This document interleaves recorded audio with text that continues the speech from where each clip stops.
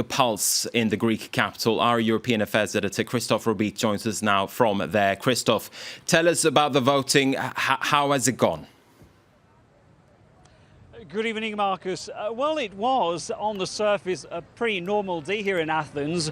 A very sunny day. We saw a lot of families walking, taking a Sunday stroll. But of course, I would be lying if it were an absolutely normal day. This is an extraordinary day for Greece, of course. And beyond the surface, when you scratch the surface, you really start to sense this sense of unknown, uncertainty, a big leap into the unknown, a very polarized nation as well, between those who've decided to follow Mr. Tsipras and vote no. They told me that they want to send a very strong message to Europe. They don't want more of the same. They believe that by voting no, they will force Greece's creditors to review their proposals and get a better deal for Greece.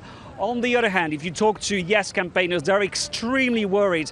They told me that a no vote would basically force Greece out of the Eurozone, and this would be the worst scenario for the country. Now, it's still early evening here in Athens, but a couple of unofficial exit polls seem to indicate that the no camp is slightly in the lead. We have to take these figures with a pinch of salt because, of course, nothing official yet has been announced, but the mood in Athens at this very stage of the evening is that the no campaign may have won tonight. I was just going to ask you about that, Chris. What kind of messages have you been getting as you've been speaking to people as they've been going to the votes? Have they been mostly no voters or yes voters?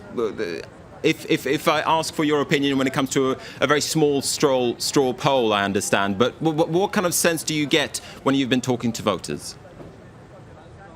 Well, to be totally honest with you, we came across more no voters. It's, of course, no rocket science, and I can't tell that this is a clear reflection of the mood in Athens. But one thing is sure, no voters seem very determined.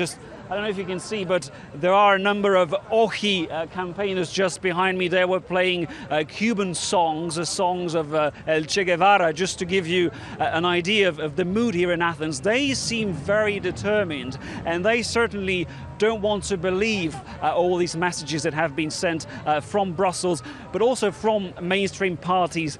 The other camp is certainly more discreet, and to give you an idea of how tense and how politicized things have become here, one of the leading figures of the yes camp, Mr. Theodorakis, is a former journalist. He's the leader of the pro-European Potami party. Now, he was harangued by no campaigners when he voted earlier today in the western suburbs of Athens. It's also been more difficult to get yes activists on the street. They seem to be a bit worried of a possible backlash. So things are very tense, but we sense that no voters, as a rule, are very determined and certainly more outspoken. There's also a class divide, a generational divide. As a rule, we find that young people were more inclined to support Mr. Tsipras and to vote no, while elderly people who went through difficult times but have maybe a different view, a longer view of Greece's recent history, as a rule,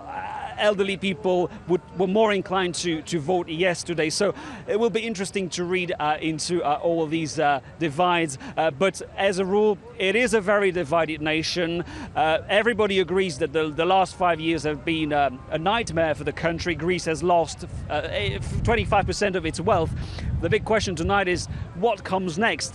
Would be Greece better off with a no vote or with a yes vote? And there, of course, the two camps cannot be reconciled. Just to get some more clarity about this debate on whether or not a no vote would mean a vote for Greece leaving the Eurozone, what do no voters tell you when they say that they voted the way that they have? Do they want to leave the Eurozone, or how do they look at the issue? Do they want to stay, or do they want to leave?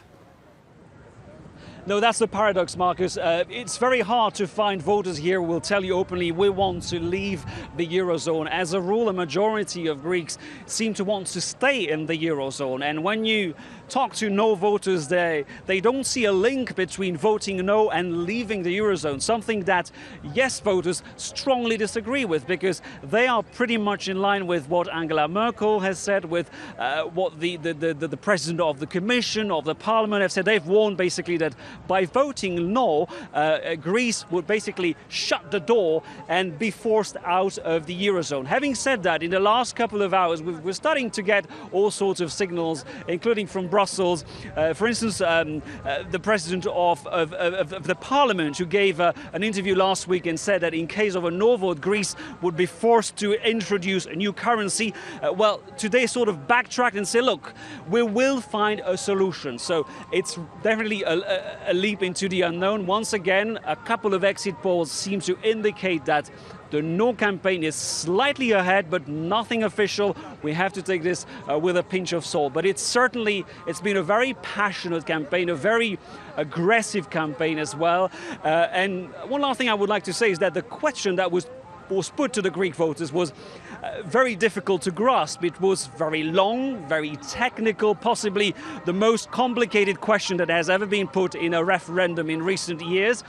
And it referred to a bailout proposal from Greece's creditors, which was never finalized and actually expired last week. So it was a very symbolic vote, but what Mr. Tsipras really hopes is that by voting no, Greek people will reaffirm his position as the leader of Greece, and will basically put him in a stronger position to negotiate with Greece's creditors, something that yes campaigners don't believe at all. All right, Christophe Robeet reporting there from Athens. Thank you very much indeed. And as Christophe was speaking there, we did